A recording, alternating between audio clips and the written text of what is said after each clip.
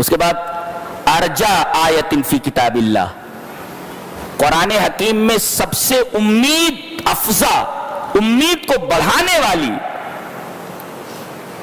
آیت کون سی ہے؟ یہی ہے قل یا عبادی الذین اسرفوا علی انفسہم لا تقنطوا من رحمت اللہ ان اللہ یغفر الذنوب جميعا انہ هو الغفور الرحیم۔ پورے قرآن حکیم میں سب سے امید دلانے والی یہی آیت ہے۔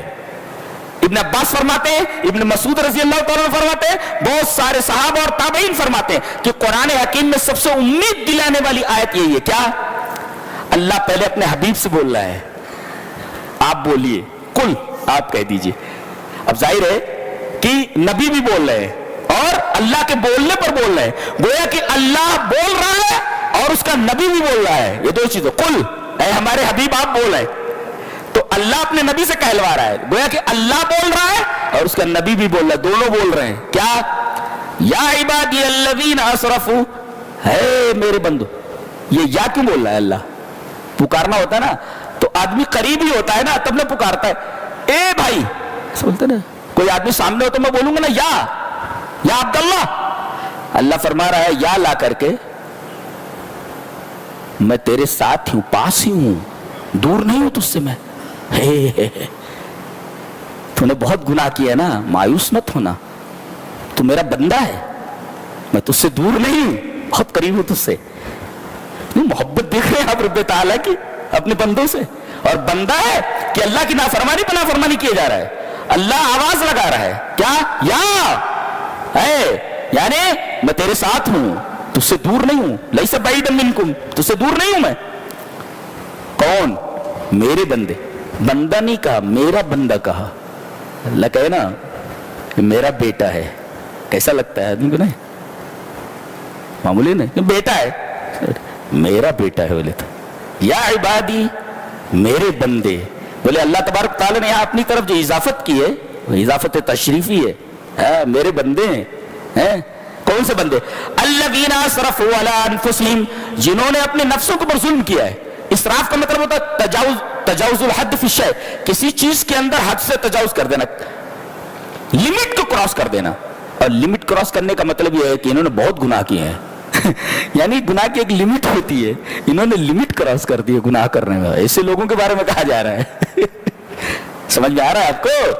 ایک ہے گناہ لمٹ میں کیے ہیں، یہاں عالم یہ ہے کہ گناہ لمٹ کے باہر ہے، آؤٹ آف لمٹ ہے، ان کو اللہ کہہ رہا ہے اے میرے بندو جنہوں نے اتنے گناہ کیے ہیں جو آؤٹ آف لمٹس ہیں، لا تقنطوا، مایوس ہونے کی ضرورت نہیں ہے تمہیں، لا تقنطوا من رحمت اللہ،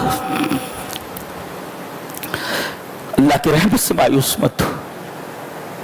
یہ ان بندوں کے بارے میں کہا جا رہا ہے جنہوں نے گناہ کرنے میں کوئی کسر باقی نہیں چھوڑی ہے، اتنے گناہ کیے کہ انہوں نے کوئی حد نہیں چھوڑی ہے، ہر حد کراس کر ڈالی ہے، اتنے گناہ کیے۔ میرے وہ بندے، لا تقنطوا من رحمت اللہ، میری رحمت سے مایوس مت ہو۔ ان اللہ یغفر الذنوب جميعا، یہ نہیں کہا گیا، ذنب کا پلورل ہے ذنوب، ایک گناہ نہیں بخشے گا، ذنوب، گناہوں کو بخش دے گا۔ سوال پیدا ہوا اگر ذنب لاتا تو ایک گناہ بخش دے گا، ذنوب لایا تو بہت سارے گناہوں کو بخش دے گا، کچھ چھوٹ گئے کیا؟ جمیعاً، all of them، سارے گناہ۔ ان اللہ یغفر الذنوب جميعا، اللہ تمام گناہوں کو بخش دے گا۔ کراس، تمام لمٹس کراس کر کے آئے ہو پھر بھی مایوس اگر ہو کر کے نہیں آئے ہو تو پھر اللہ تمہارے تمام گناہوں کو بخش دینے والا ہے۔ کیوں؟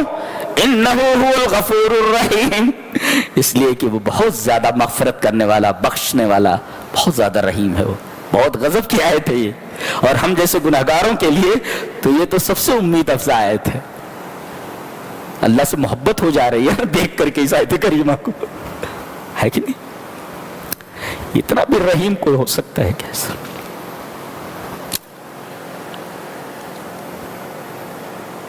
فرما بردار بیٹے کے اوپر اگر کوئی رحیم ہو، باپ اگر اسے چاہے تو ٹھیک ہے، وہ لائق ہے کہ چاہا جائے، لیکن بیٹا انتہائی نافرمان ہو کہ اس نے نافرمانی کی تمام حدیں کراس کر دی ہیں، باپ اگر اس سے محبت کرے تو پھر باپ کے رحم کا اندازہ نہیں کیا جا سکتا. سمجھے کچھ کیا ہے؟ تو ہمیں گناہوں سے توبہ کرنی چاہیے اور اللہ کی رحمت سے مایوس نہیں ہونی چاہیے.